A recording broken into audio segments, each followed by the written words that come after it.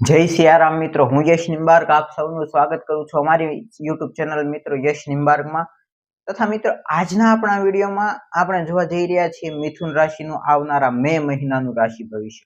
પણ મિત્રો, જો આપે અમારી યુટ્યુબ ચેનલ યશ નિંબાર્કને હજુ પણ સબસ્ક્રાઇબ ન કરી હોય તો પહેલા ફટાફટ સબસ્ક્રાઇબ કરો અને બેલ આઇકનને ઓલ ઉપર સેટ કરો, જેથી આપને આવનારા હરેક વિડીયોના નોટિફિકેશન મળતા રહે.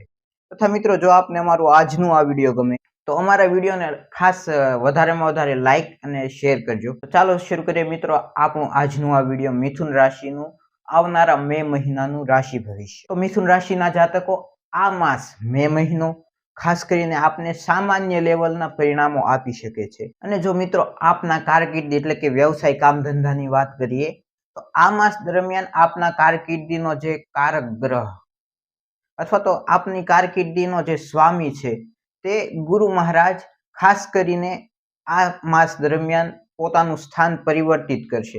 એટલે કે મહિનાના પહેલા ભાગમાં ગુરુ મહારાજ ખાસ કરીને આપના દ્વાદશ ભાવમાં હાજર રહેશે તથા મહિનાના બીજા ભાગમાં પાછળના 15 દિવસમાં ખાસ કરીને તે પોતાની સ્થિતિ જે છે, પોતાનું જે સ્થાન છે તેમાં પરિવર્તન કરીને આપના પહેલા ભાવમાં હાજર થશે, જે આપના કારકિર્દી અથવા તો આપના કામ ધંધામાં અમુક પ્રકારના પરિવર્તનો લાવતું સાબિત થઈ શકે છે. તથા મિત્રો, જો મિથુન રાશિના જાતકોની શિક્ષણની વાત કરીએ તો આ માસ આપને માટે ખૂબ ઘણી હદ સુધી અનુકૂળ પરિણામો લાવતું માલુમ પડશે. આ માસ દરમિયાન ખાસ કરીને આપની શિક્ષણ બાબતની જે પરિસ્થિતિ છે તે ઘણી હદ સુધી આપને સારા પરિણામો, આપને અનુકૂળ પરિણામો આપી શકે છે. તથા મિત્રો, જો આપના પરિવારની વાત કરીએ, આપના પારિવારિક મુદ્દાઓની વાત કરીએ તો આ માસ દરમિયાન ખાસ કરીને સામાન્ય કરતા કમજોર પરિણામો આપને આપના પરિવાર પ્રત્યે મળી શકે છે. એટલે કે આપના પરિવાર પ્રત્યે આપના જે સંબંધો છે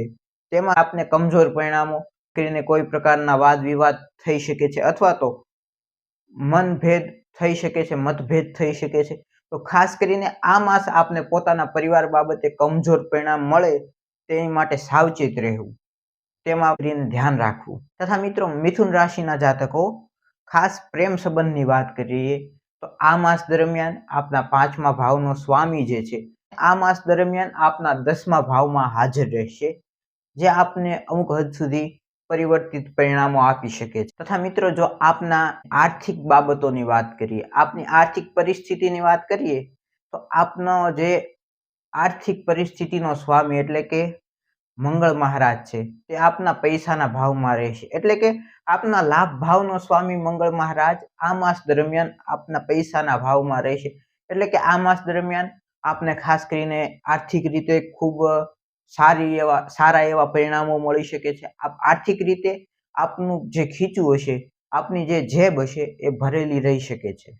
તથા આપને આર્થિક ઘણા એવા ફાયદા પણ થઈ શકે છે આ માસ દરમિયાન. તથા જો આપના સૌથી પ્રથમ આરોગ્યની વાત કરીએ, આપનું સૌથી પ્રથમ જે ધન છે આપનું આરોગ્ય, તેની વાત કરીએ તો આ માસ દરમિયાન મે મહિના દરમિયાન આપને ખાસ મિશ્રિત પરિણામો મળી શકે છે. પોતાના જે આરોગ્ય છે એ આરોગ્ય પ્રત્યે આપને સભાન રહેવું આ માસ દરમિયાન જરૂરી બનશે. આપને પોતાના આરોગ્યનું ધ્યાન રાખવું જરૂરી બનશે. મિશ્રિત પરિણામ મળશે એટલે આરોગ્ય સારું પણ રહેશે, પણ પોતાના આરોગ્યની ખાસ કાળજી પણ રાખતી રહેવી જરૂરી બનશે આપને આ માસ દરમિયાન. તો મિત્રો, આ તો થઈ આપના રાશિફળની વાત, પરંતુ આ માસ દરમિયાન આપને જે ઉપાય ખાસ જે સૂચવવામાં આવે છે તેની અનુસાર આપને આ માસ દરમિયાન સૂર્યનારાયણને જે જળ અર્પણ કરો, આપ તે કંકુ વાળું જળ બને ત્યાં સુધી અર્પણ કરો તો તે અનુકૂળ રહેશે. તથા આ માસ દરમિયાન માંસ, દારૂ અથવા તો અશ્લીલતાથી આપને દૂર રહેવું જરૂરી રહેશે. જો કે જીવન પર્યંત આ બધી વસ્તુથી દૂર રહો તો વધારે સારું, પરંતુ આ માસ દરમિયાન ખાસ આ તમામ બાબતોથી દૂર રહેવું તથા સૂર્યનારાયણને જે જળ અર્પણ કરો છો તેમાં કંકુ મિશ્રિત કરીને આ માસ દરમિયાન જો આપ જળ અર્પણ કરશો તો તે આપની માટે વધારે અનુકૂળતા સાબિત કરશે. આજના વિડીયોમાં આટલું જ. જો આપને મારો આજનો આ વિડીયો ગમ્યો હોય તો મારા વિડીયોને વધારેમાં વધારે લાઈક, શેર અને કોમેન્ટ કરો. તથા જો આપે હજુ પણ અમારી ચેનલને સબસ્ક્રાઇબ ન કરી તો પહેલા ફટાફટ સબસ્ક્રાઇબ કરીને બેલ આઇકનને ઓલ ઉપર સેટ કરી દો. ફરી મળીએ નવા વિડીયોમાં, ત્યાં સુધી જય સિયારામ.